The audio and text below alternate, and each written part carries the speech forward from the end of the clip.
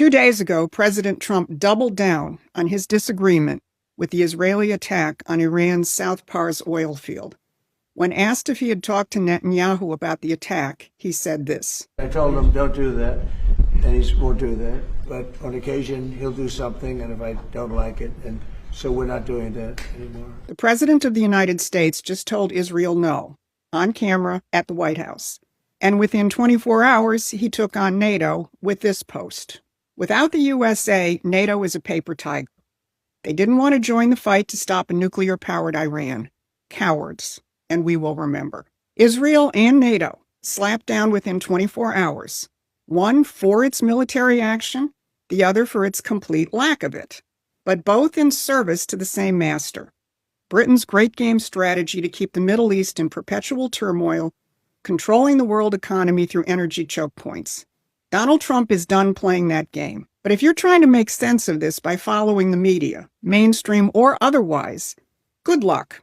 Is the U.S. being run by Israel, as Joe Kent and Tucker Carlson claim? Is the world economy in chaos? Has Trump been caught flat-footed in the Strait, or by Iran, or by our so-called allies? Here's the real deal. Donald Trump laid it all out last December in his national security strategy, and he is executing that policy with absolute precision. I'm Susan Kokinda.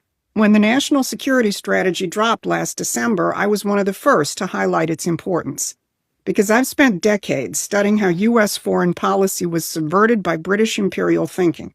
So if you want to be on the leading edge of this revolution, please hit those like, share, and subscribe buttons so we can stay in touch and expand our reach. Here's what I'm going to cover today. First, what's driving Trump's break with Israel and NATO, and how the NSS explains every move he's making. And second, how the new deal with Japan shows the world what comes next. So let's go back to what Trump said about Israel and NATO this week. Trump blasted Israel for bombing the South Pars gas field in Iran, which triggered Iranian retaliation against Qatar's LNG facility. Here's what Trump said.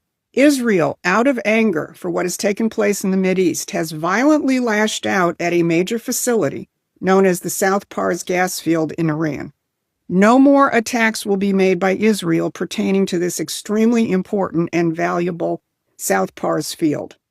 He then threatens Iran against further retaliation. But he stresses, I do not want to authorize this level of violence and destruction because of the long-term implications that it'll have on the future of Iran. Both Israel and Iran, in the same post, on notice, stop attacking energy infrastructure.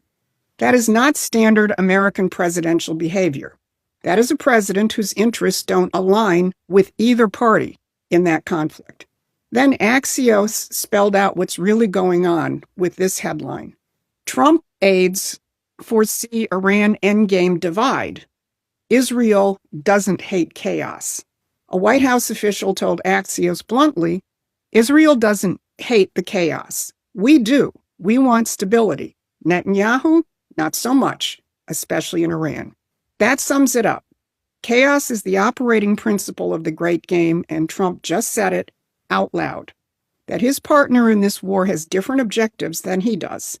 The president, the Secretary of War, DNI Director Tulsi Gabbard have all made that clear. And Trump has said it more bluntly and publicly than any American president since Eisenhower in the Suez Crisis. Now ask yourself, who benefits from disruption of oil supplies in the Middle East? This has been the fulcrum of Britain's great game for more than a century. Use a volatile Mideast and its vast oil supply as a point of economic blackmail. Iran and the forces of regional chaos have been key assets in this game, and so has Israel, certainly under Netanyahu. Now, that brings us to NATO. Trump called out their foot-dragging on the Strait of Hormuz, and he called